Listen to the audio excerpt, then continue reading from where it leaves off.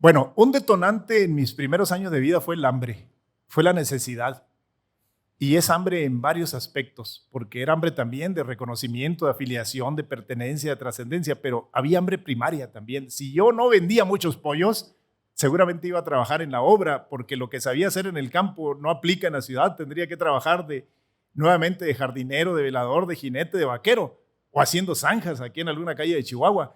Entonces, había que hacer vir el negocio. Entonces había hambre. Me quedaban pollos a medio azar. Salía y tocaba en las casas de los vecinos y los vendía a medio precio porque significaban la materia prima del día siguiente. Eso es tener hambre. Es hambre he tratado yo de contagiársela a mis colaboradores. Difícil, porque ellos trabajan conmigo, no son sus propios recursos los que dan mañana, pero hemos logrado mucho de ello. ¿Qué pasa con mis hijos que nacieron ya en unas condiciones diferentes? Yo tengo dos hijos, Alejandra y Arnoldo. Los dos son profesionistas, los dos tienen un nivel académico altísimo. Los empresarios, a mí me movió el hambre. Entonces, yo he intentado generar hambre en ellos. Ya no puedo yo generar el hambre primaria en ellos, pero sí hacerles saber que las empresas y los empresarios no solamente queremos dinero, queremos participación social, queremos reconocimiento, queremos mayor participación del mercado donde estamos, queremos trascendencia. Entonces, ellos tienen esa hambre reflejada de otra manera.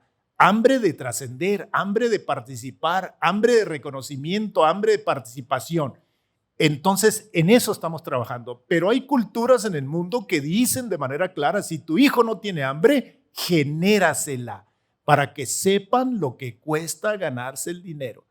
Los japoneses, los suizos, mandan a sus hijos a otros países donde están seguros que van a tener que tender las camas, van a tener que trabajar.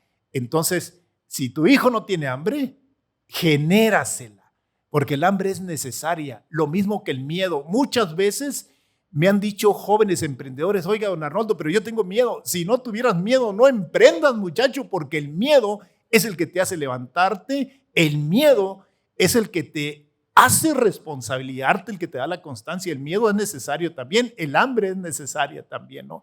Entonces, hay que generar el hambre, en este caso, que a mí me ocupa en los términos que me he referido, pero también habrá quien no tiene esta posición cómoda y tendrá que mostrar el camino, cómo dejar esto atrás.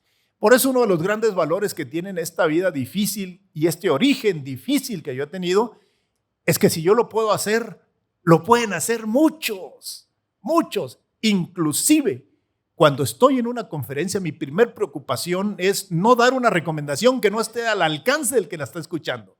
Si yo digo que hagan un aeropuerto en el mar, en el tecnológico de Oaxaca, que me bajen a tomatazos y ando diciendo eso, de verdad, porque mi primer preocupación es decirle al que escucha cosas que estén a su alcance, porque finalmente es mucha actitud, es mucha disciplina.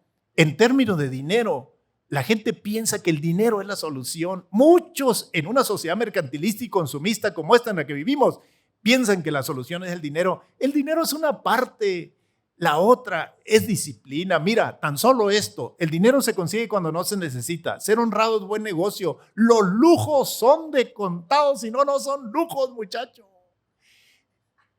Nunca gastes más de lo que ganas, porque estarás en un problema no solamente de dinero, sino de disciplina. Todos estos términos que he mencionado los antecede disciplina. Los antecede disciplina. Si no hay disciplina, el dinero llega y se va. Hay personas que no solucionan sus problemas con 10, tampoco lo hacen con 100 ni con 1000, porque el problema es de disciplina. Por eso tiene que coincidir la parte humana y la parte material.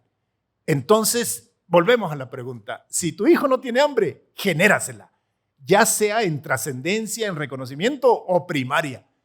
Y a mí lo que me sobró en el inicio fue hambre. Hambre de chocomil, hambre de quesadillas. Pero llegó un momento que tuve necesidad de otras cosas. Por eso yo también digo, el lujo es una necesidad que comienza cuando termina la necesidad. Ya llegué a un punto, ahora quiero llegar al otro. Hablas ahora del dinero, ¿no? Y tiene una frase en tu libro que dice, el único